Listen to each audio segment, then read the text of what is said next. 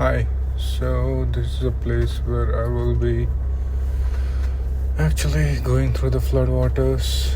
It is quite dangerous. The vehicles have already traveled, but I have to go through this,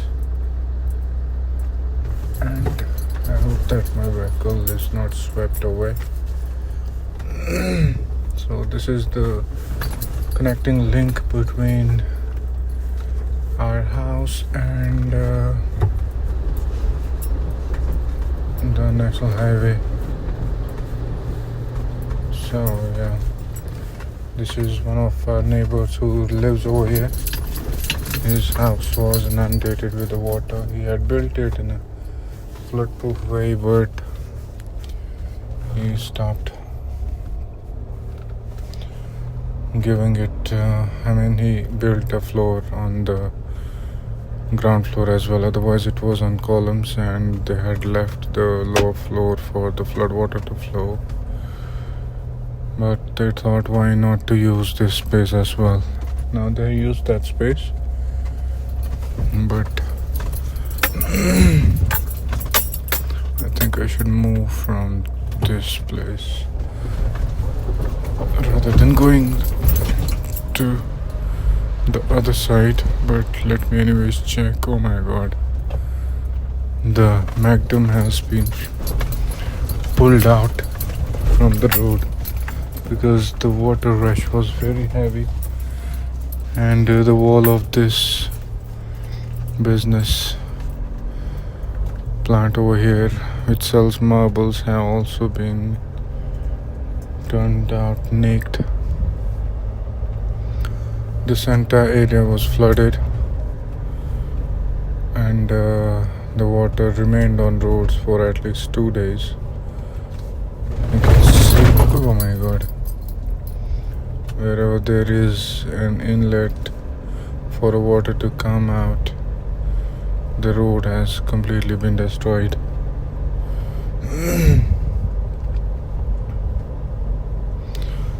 So this is the shortest possible way. That's why I came from here, taking a little bit of risk. It was necessary. Otherwise, I'll have to follow the long road of going through Pampur or maybe some other place. So that's the portable toilet over there, and thank God this gentleman this person gave a lift went in the other car. Otherwise, and the person who gives him lift, and this toilet has been placed in the middle of a road, preventing vehicles from moving this place. Some stupid person has done it. There is an ample space for it to be placed anywhere.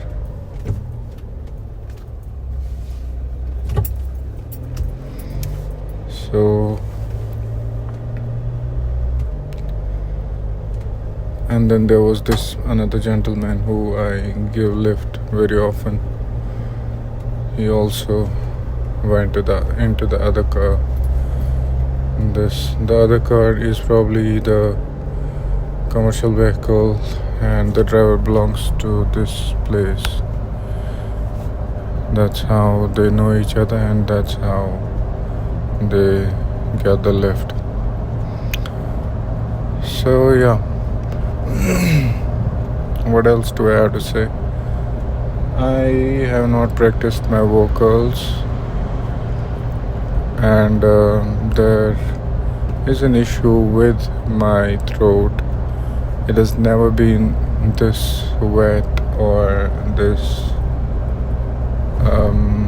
congested wherein I'll have to scratch my throat to get my voice heard. Now you can see the rice fields if you can on left and right. They have completely been destroyed.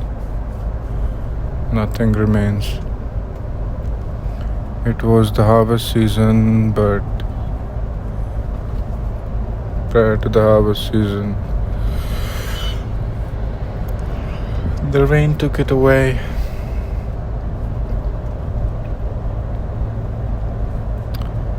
What else do I have to say?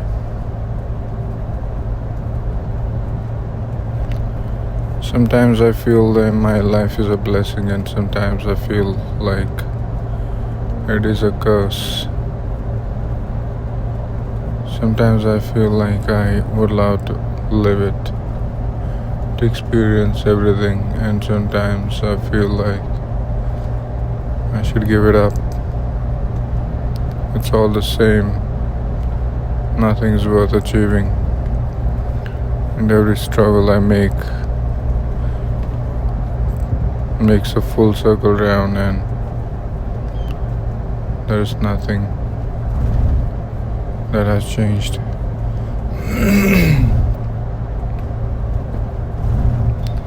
This dog is sitting in the middle of a road. I was about to run over him. And over here, the floods have now traversed to the other region. This is that region. And maybe it'll stay for some time, because from here it cannot move out until it's absorbed by the earth. Once the water levels recede, it will go down on its own. Because the area surrounding this is little elevated, so water has to move against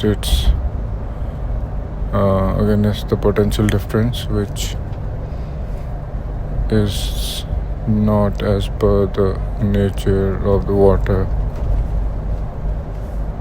At the same time, I was yesterday reading about one of the persons naming Straw Bus, something like this. So what he had done is he had watched the trout fish moving upstream. So in a way he thought that it is moving against the gravity. Yes, the path I used to follow otherwise is completely inundated with floods, and I cannot move through that path. Oh my god, it's completely gone. And it's around, the cave restaurant is around 4 feet underwater. So good that I didn't try to go through that path. That means the houses on the sides of the road will also be flooded.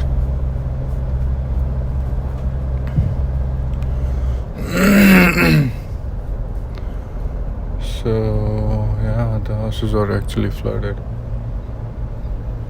And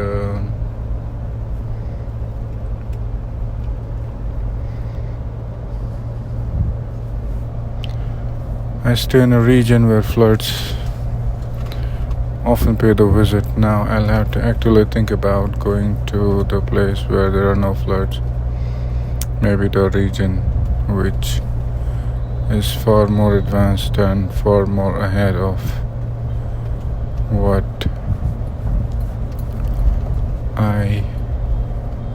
where I live, so that these will not be the cause of concerns. The natural disasters occur everywhere, be it US, UK. There are hurricanes, there are floods, there are tides, there are earthquakes. But then there is accountability, there are those firefighters, or there is a mechanism in place wherein human lives can be saved.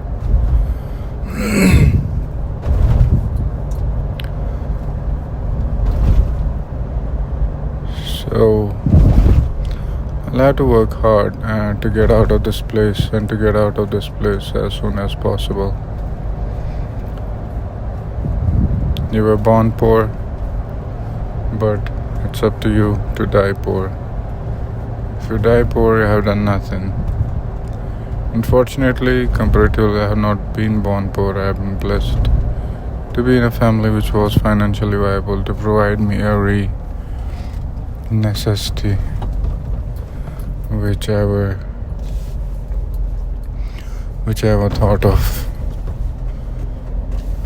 But still, because I was at a stage, I was born in a family which was closed from the outside world in a manner that we lived in a very small village.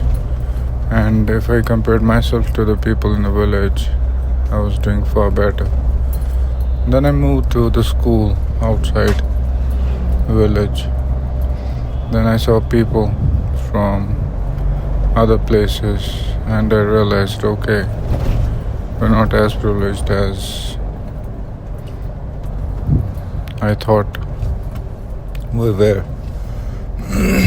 And yet again, there are students in the college or the school which were underprivileged, and money was not a problem. I don't know what was a problem, but there were lots of problems.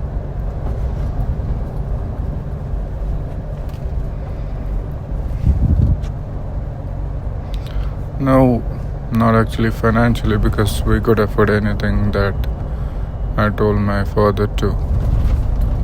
So, and we paid our dues in time. Not for once we had been made to stand outside class for non-payment of fee like other students. Apart from that, we could purchase things during lunchtime.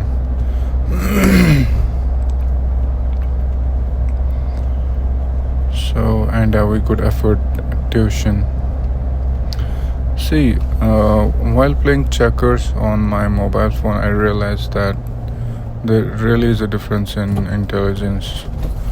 Like a person who is intelligent or whose brain works much efficiently than yours can play good checkers and can think about 3 or more steps ahead as far as checkers are concerned, and that's how he beats you every single time. There is a star rating on checkers and I'm at rate 7 or maybe rate 8. I don't actually remember. I was playing with a rank 39, where it's 39 star ranking. So I thought I'll beat him up. But the way they do things, the way they plan, the way they strategize, and the way they overtake is completely unfathomable. I get surprised. Otherwise, it's a simple game of checkers, not like chess. There are not hundreds of moves. There are few moves. Most of them are predictable. And you have to strategize your warfare strategy. So these guys didn't allow me to take positions or settle down the way I otherwise strategize my game. I move my pieces ahead and I stick to the walls in order not to get attacked on sideways. But this person whose rank was 39, I think his name was Alex, never allowed me to settle my points on walls. Every time I went to the wall, he took it out. Every time I took it to the wall, he'll take it out.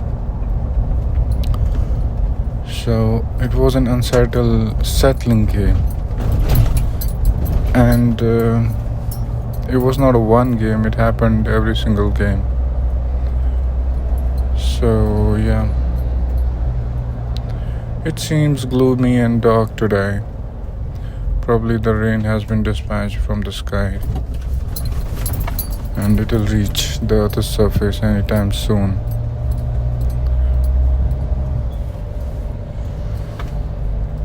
I told you about this area. This is Badambagh cantonment. On my right is a helipad and helicopters used to sit. The wall on my right was not this thick and this tall. It was a transparent wall. We could see sometimes helicopter landing and then taking off.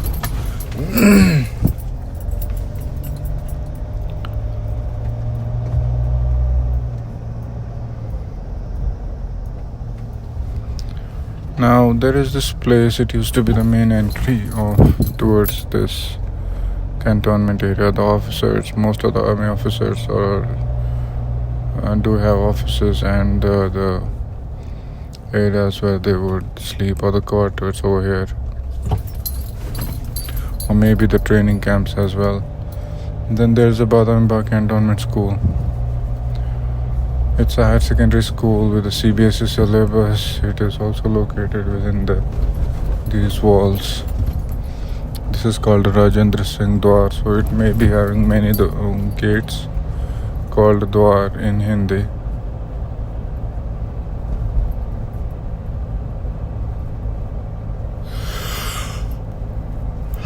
The park on the right is in a dilapidated conditions. It was once well maintained, but I remember there was one of a militant attack, a Fidayeen attack, I can say, wherein 2 or 3 people entered this area and went into the room. There was this major named as Major Pushottam. I do remember I was still in school, and there were few journalists from Asian Age, Times of India inside. So the major had told them that in the firing, when they heard it, he had told them it might be the firecrackers because the Eid is coming. But the gunmen reached to the camp, went inside and killed them, and they left without a trace, and they boarded a boat and were never found.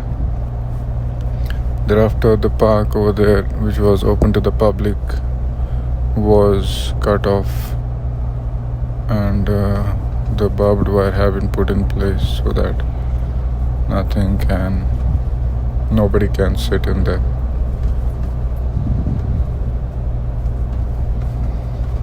So that's it from today's podcast. I feel tired. I'll sleep a little in my car once I reach to the gym. Thank you so much. We'll meet again. And yeah, over here we used to wait for a bus when I used to come from Woodland, and there was an army bunk over here. We used to tell them stop a bus for us, because when the bus saw so many children, they didn't stop. They thought that they'll not pay us a fare, but we always used to pay. So in one of the episodes, I and Oscar we didn't pay the fare, but I don't know what occurred to me at that day. I never used to do it. I told Azzy that no one were not paid, and Azzy told him, the conductor, give us the rest of the fare back. So conductor grabs his collar and got him to me. What's he saying? So I was like, it was an embarrassing moment. I don't know why I did that. And number one, he allowed us without a fare, and number two, obviously he would have remembered us. And number two, I told him that give us the rest of the change back. I was crazy, cunning, greedy, whatever you may call, or maybe, I don't know, I will not justify it. And I put Asghar, my cousin, in trouble for no fault of his own. He may not remember it, or maybe he may be in a trauma because of that. He never said to me. So that's it from today's podcast. We'll meet again. This is a burn hole on my right. So every time I tend to stop the video, I get one or the other memory of the past.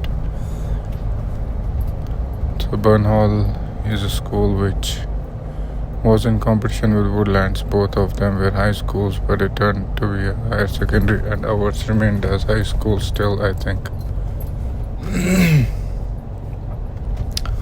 Thank you so much for joining. We'll meet again in the next. I'll conclude the video, and on my right you can see the radio station Kashmir.